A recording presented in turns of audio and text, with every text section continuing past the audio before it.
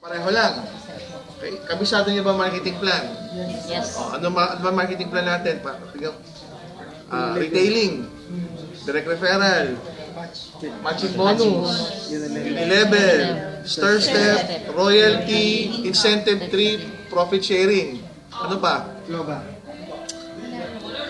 Wala na US trip. Sinabi ko na incentive trip eh. Ewan ko kung natatandaan niyo ni-launch namin last year, flowback. Flowback. Tangin, hindi ko alam flowback. Triple maintenance, ayun na yun. Correct. Anong Triple flowback? maintenance. Kaya ang tanong ko kanina sa inyo, Double at saka anong triple position nyo maintenance. kasi dun sa mga, ulitin ko pasakali lang to. Dun sa mga mataas ang posisyon, napakaswerte nyo. Pakinggan nyo ano yung flowback? Double maintenance, tsaka triple maintenance.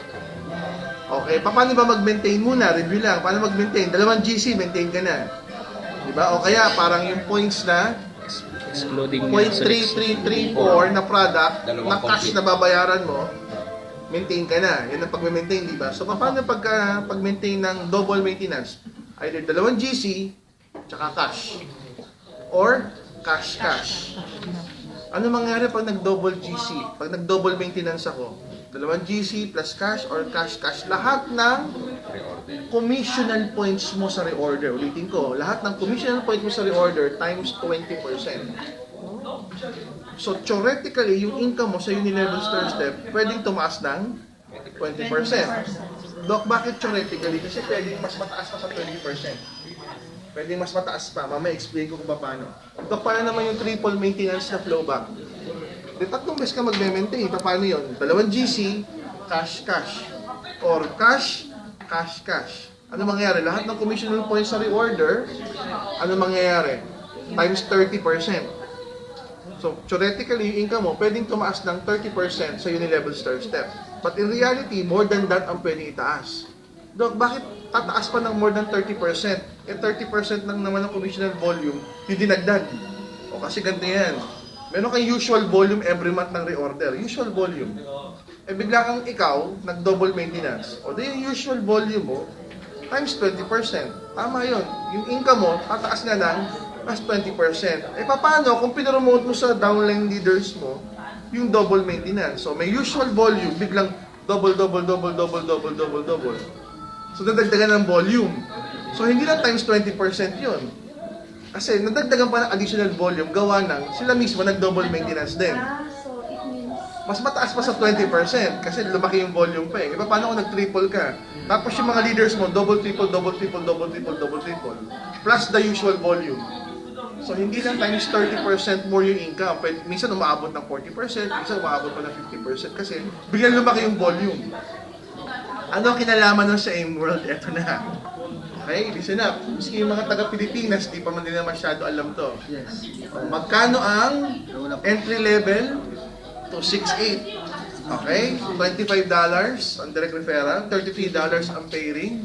Ang binary points niya, same, 1,200 binary points. Okay, ito yung bago. Ang global pack ng AIM World, lalagyan namin ng Star Step points. Okay? Pesos ko na muna babanggitin kasi nalilito ako sa US dollars eh. Ilang Star Step points? Ay ngayon, 2,000. 2,000. Sino GA? Arnel. Tama ba, Arnel? GA si Arnel ha. Huwag na muna natin pag-usapan kung ilang bangga muna. Wala munang bangga. Ha. Kunwari, si Arnel may direct na AIM World. Lalagay niya sa weak leg niya, pwedeng 2, 3 bangga. Pero wag naman natin pag-usapan kung ilang bangga. GA si Arnel, pag GA ilang percent? 30%. Yung global pack na 268, may $25 ka na. Tama? May 2,000 pesos Star Step points. 30% ng 2,000, magkano? 700 plus. So may babatong 700 sa'yo. Okay? May 700. Lahat ng ipapasok nitong bagong to, ano mangyayari? 700. Kahit indirect. Hanggat hindi nagiging silver. Pag naging silver, 500. 500. Kasi sa kanya na napupunta yung 200 eh. Ito pa. Paano kung nag-triple maintenance siya? Sobra. 900. So anong tendency ngayon? Anong tendency kapag yung global pack may star step points? Pag may maintain ako. Yung mga top earner, hindi lang ordinary maintain. Double, triple yan. Yung hindi pa masyadong, yung miski silver ka nga lang, miski gold ka nga lang, mag-maintain ka rin kasi parang 10% doon. Paano siya mapopromote? Di ba kailangan mag-reorder? Paano kung hindi pa masyado nagre-reorder yung buong grupo niya? Eh di lahat yung papasok mo, meron siyang gano'n ng gano'n. Di ba hanggang siya hindi na po-promote to? Hindi pa natin pinag-uusapan kung ilang bangga pa yan. Paano kung times 2 mo yun? So may 900 ka nang bumapanig sa'yo, lahat na ipapasok niya. Tapos 1 time, 1 time, 1 time, 1 time, 1 time, 1 time. Times 2 kasi. Ito pa yun, no?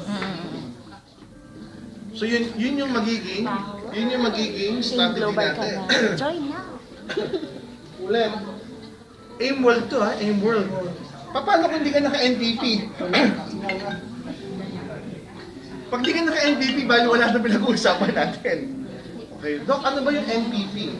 Pag may bagong product ang company, you as leaders, ni-encourage namin, bumili ng isang set.